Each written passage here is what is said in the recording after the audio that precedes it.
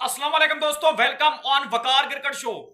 बड़ा solid plan Pakistan cricket board upcoming दो बड़े इवेंट्स में लेके आ रहा है। मींस एशिया कप 2025 और टी20 वर्ल्ड कप 2026 दोनों टी20 फॉर्मेट के हैं। नई जनरेशन को यूटिलाइज करना चाहते हैं, दिखाना चाहते हैं कुछ।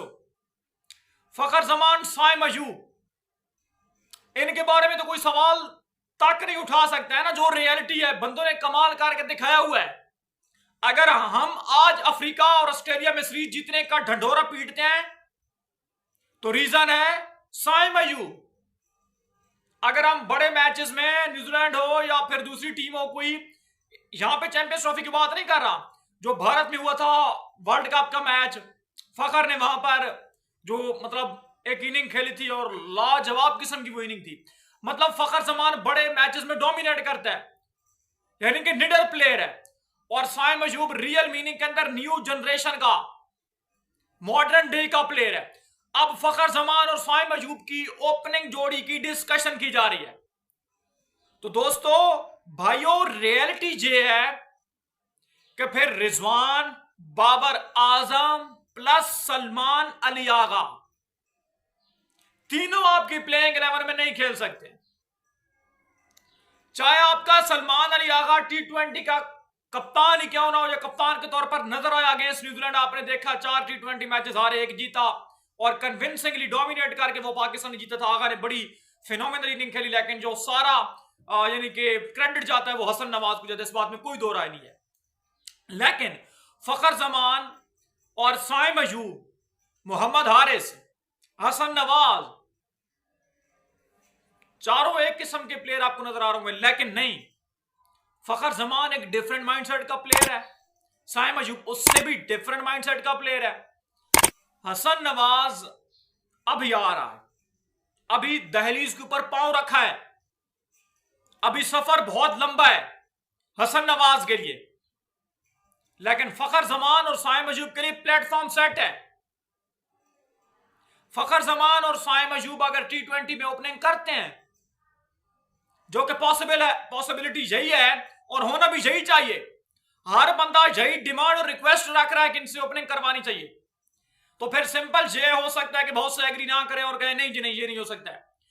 रियलिटी ये है कि आपकी पूरी प्लेइंग 11 के अंदर एक बाबर आजम ही होना चाहिए। होना कहां पर चाहिए?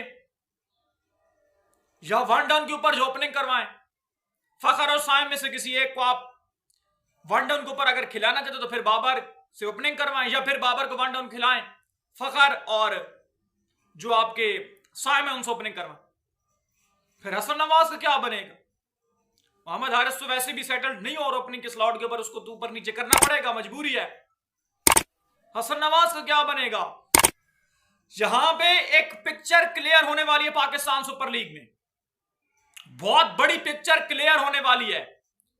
बांग्लादेश के साथ जो 5 टी20 मैचेस खेलने मई और जून के अंदर, उसमें आपको जो टीम दिखेगी वो टीम ना सिर्फ इस टी20 सीरीज के अंदर खेलेगी, बल्कि आपके दो बड़े अपकमिंग जो इवेंट्स आ रहे हैं, एशिया कप और टी20 वर्ल्ड कप 2026, उसके अंदर भी आपकी जो टीम है वो यही रहेगी। ये बहुत बड़ा फैक्ट है, बहुत बड़ी रियलिटी है। गेंदबाजी का हमारे पास जो इस वक्त जो गेंदबाजी के लिए जो हमारे पास ऑप्शंस हैं वो बहुत ज्यादा हैं। कमी है तो ट्रस्ट की कमी है। मैं बिल्कुल हैरान नहीं होऊंगा इस बात से कि अगर आकिफ जावेद पीएसएल का 5 पलट के रख दे, सारे गेंदबाजी के ऊपर अगर हैवी हो जाए, मैं बिल्कुल हैरान नहीं होऊंगा। और अगर सुफियान मुकीम हाईएस्ट विकेट टेकर बन गया तो फिर भी मैं हैरान नहीं होऊंगा, क्योंकि काबिलियत झलकती है, दिखती है बंदों के अंदर। अगर ख्वाजा नाफी ने बहुत ही एक्स्ट्रा ऑर्डिनरी कर दिया इस पाकिस्तान सुपर लीग में तो मैं फिर भी हैरान नहीं होऊंगा। वजह यह है कि बंदे के अंदर काबिलियत है, काबिलियत है। लेकिन अगर कुछ इस तरह के प्लेयर्स जिनसे हमारी तवक्कुआत, उम्मीदें दम तोड़ चुकी हैं, अगर वो उठकर कुछ इस तरह का कारनामा सर अंजाम देते हैं तो फिर सोचने वाली बात खड़ी होगी, पैदा होगी। मिसाल के तौर पर अगर हसन अली जो है ना हाईएस्ट विकेट टेकर बन गया, तो बंदा सोचेगा यार क्या वापसी, अब इसकी जगह भी तो देखनी है ना फिर। या कुछ इस तरह के और प्लेयर्स हैं, मतलब चल गए, तूफान खड़ा कर देते हैं T20 फॉर्मेट के अंदर, तो बंदा कहेगा यार मतलब जगह तो इनकी बनती है, इनके बारे में तो भी सोचना चाहिए। अगर आजम खान जो है वो जो कहता है कि मैं डेली जनाब 100 सिक्सेस लगाता हूं, और उसने कोई PSL के अंदर पेल दिया, तो फिर बंदा सोचेगा आसिफ अली जो बड़े लंबे अरसे से बाहर है टीम से, अगर उसका बल्ला चल गया तो उसके बारे में सोचना पड़ेगा। हैदर अली के बारे में सोचना पड़ेगा अगर वो चल गया। तो ये वो डिस्कशन वाली बातें हैं जिनको पर डिस्कस किया जाएगा। लेकिन आपको जो स्क्वाड है, मैं आपके साथ गुज़िश्ता वीडियोस के अंदर शेयर कर चुका हूं कि जो आपके बंदे फाइनलाइज जिन्होंने खेलना ही खेलना है। बाकी मेरा जो पॉइंट ऑफ व्यू है वो ये है, सलमान अली आगा, बाबर आजम, मोहम्मद रिजवान, तीनों आपकी T20 प्लेइंग 11 के अंदर आपको नहीं देखने वाले, आपके स्क्वाड के अंदर नहीं होंगे। बहुत फर्क पड़ता है गेम का। और अगर ये हो गए तो साइम और फखर जो हैं होंगे, तो फिर आपके 5 तो यहीं पर हो गया, आपका मतलब आपके टॉप 5 तो यहां पे सेट हो गए। रिजवान को आप 6 नंबर के ऊपर खिलाएंगे, 5 के ऊपर खिलाएंगे, बाबर को आप 5-6 के ऊपर खिलाएंगे। आगा जहां पे रन किए तो उसने वन डाउन जो नंबर 4 के ऊपर बैटिंग की है, जो एक रियलिटी इस वक्त दिखी है।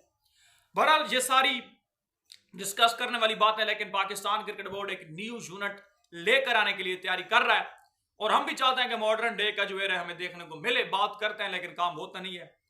लेकिन फखर जमान और साइम अयूब के अंदर नेचुरल जो एबिलिटी है उसको कोई झुठला नहीं सकता है। अपडेट से चलेगी तो लाइक और सब्सक्राइब जरूर कर देना।